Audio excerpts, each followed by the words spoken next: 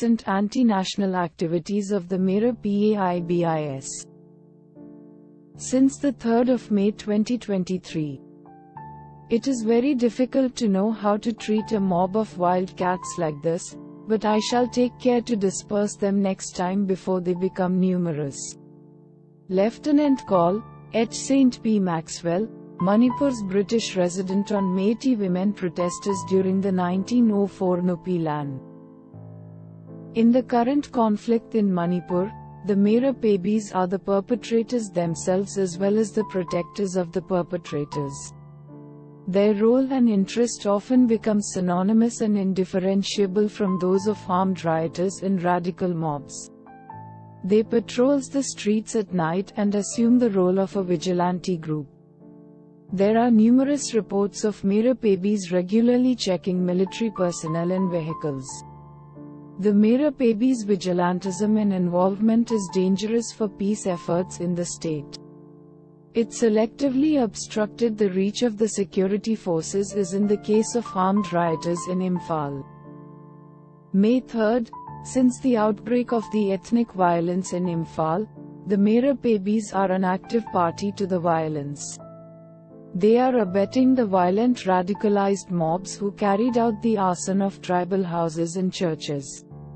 Whenever a village or a property is to be targeted, women are involved in blocking the road. A mob that accompanies them then carry out the violence. This is to make sure that security forces will not be able to respond to the distress calls on time.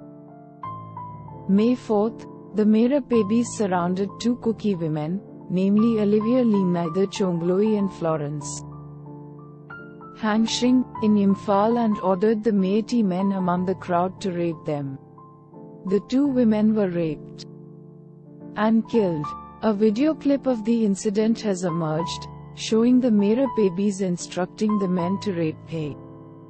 May 22, a group of Meirapaibis instigated Métis youths to attack more Kuki-Zomi houses in New Lambulane after learning that some Kuki-Zomi residents have not left and are sheltering in their homes in the area. The ICI church, belonging to the Kuki-Zomi tribes, was set on fire by these mobs. May 24, an army convoy including air couriers departed from the BSF STC camp situated in Muokavi, Lanka and moved towards Imphal. The Meirapaibi-led mob intercepted the convoy at Moirang and called out the names of the three tribals in the convoy and dragged them out. Among the captives were two male officers from BSF and a female official from CISF. They suffered injuries in the Meirapaibi incited mob violence as they were pulled out of the vehicles. They were rescued from the clutches of the mob and the convoy returned to Lanka. The blocking of key roads is a big concern for security forces. Hundreds of women from Métis villages blocked the entry of Central Armed Forces to the Kwakta region of Manipur's Bishnapur district. The women carried sticks and slingshots, shouted at the security forces and blocked the whole stretch to avoid any entry of security vehicles. The area where they were headed was one of the worst affected. The security forces, who were there to look after the law and order situation, were forced to return. June 4, a huge mob including the Meirapaibis burned alive a Métis woman, married to a Kuki man, along with her injured 7-year-old innocent child and another woman inside an ambulance on their way to the hospital. On June 4, 2023, the child was seriously injured in a shooting by armed rioters believed to be Métis insurgents. They were taking refuge in the Assam Rifles camp in Kangchup, around 15 km Imphal since the outbreak of the ethnic violence. The incident happened in Arasimba, a Métis-dominated town in Imphal. June 6, the Meirapaibis in support of the territorial integrity of Manipur formed a human chain and marched on the streets of Imphal on the night of June 6, 2023 in the event organized by the Coordinating Committee on Manipur, COCOMI. The Meirapaibis also demanded the abrogation of the suspension of Operation SU. The protest also demanded the removal of the Assam Rifles. It may be noted that Kuki-Zomi is the Métis organization which declared a national war on the Zo people and demanded the arming of Métis civilians. 8. Meirapaibis staged a mass protest in Kwairamba market and declared war against the Kuki-Zomi, a community of Manipur. They also made defamatory and baseless accusations against the Central Security Forces like the Assam Rifles and called for their withdrawal from Manipur. June 15, women-led vigilante groups have blocked at least 6 arterial roads, rendering the southern part of the state inaccessible to security forces. The blocking of key roads at multiple has become a new challenge for the security forces in Manipur.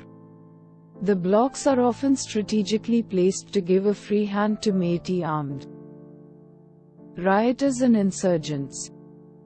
June 16, Meirapaibis were making roadblocks at several points in Kakching district to prevent free movement of Central Security Forces. They stopped 4 trucks and 1 bolero which they believed were transporting the property of a Kuki businessman. After altercation with the drivers, the Meirapaibis took the vehicles to Langmidong High School playground in Kakching district and set them on fire. June 18, a Meirapaibi-led mob boycotted the Prime Minister's monthly radio program, Man Ki Baat, at rent locations in the valley districts of Manipur. They smashed transistor sets in Singjimai area of Imphal and in the Kakching market.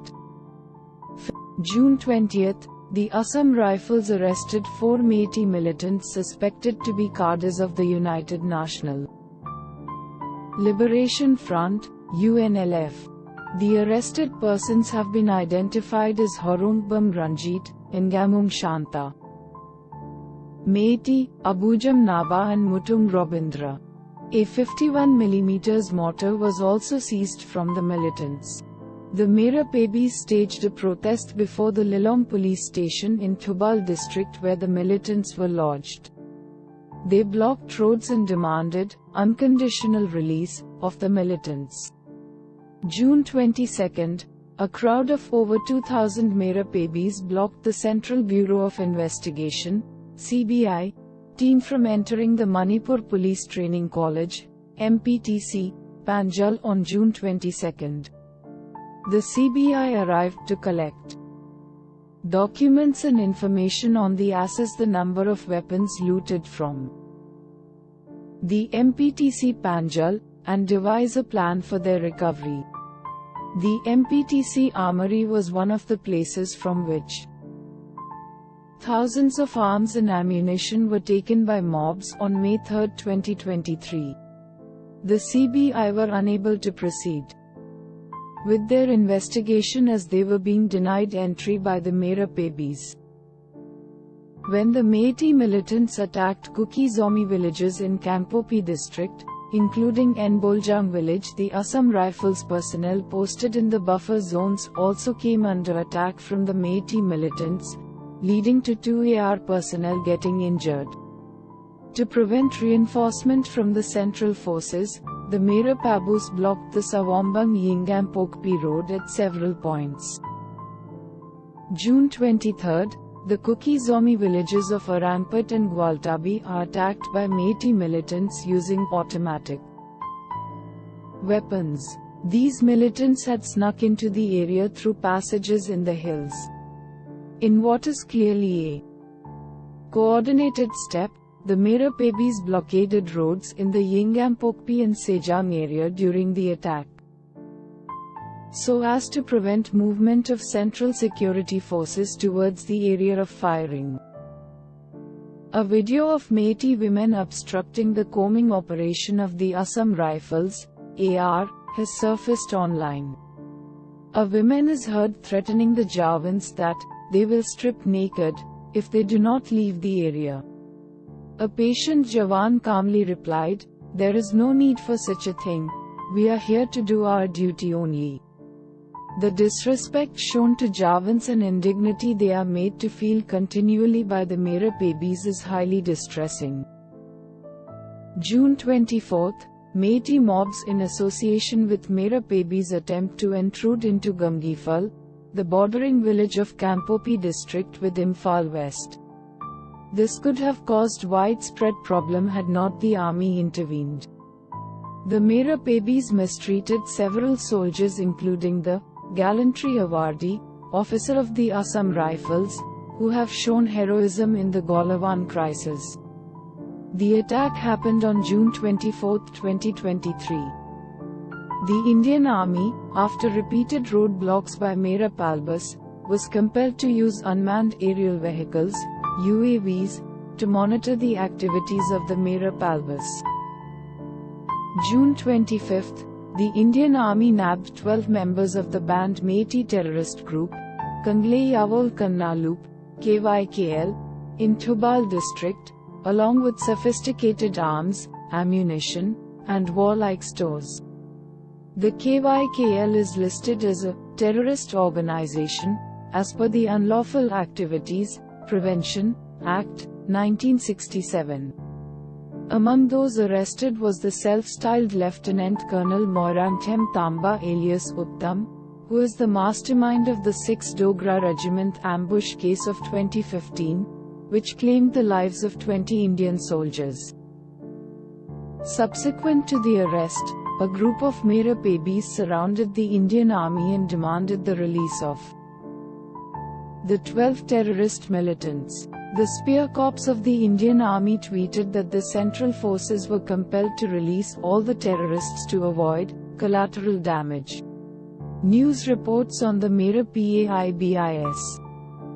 The world is coming to realize the nefarious role of Meirapaibis in worsening the conflict by supporting sheltering outfits classified as terrorist organizations by the Government of India under the Unlawful Activities Prevention Act, 1967.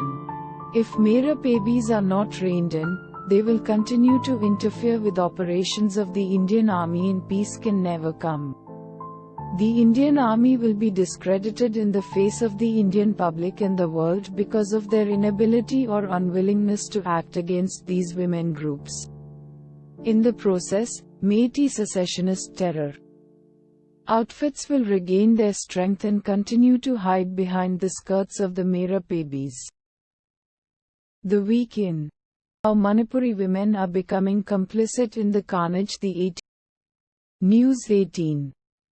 After women-led Manipur violence, 12 militants released after women-led 2 days.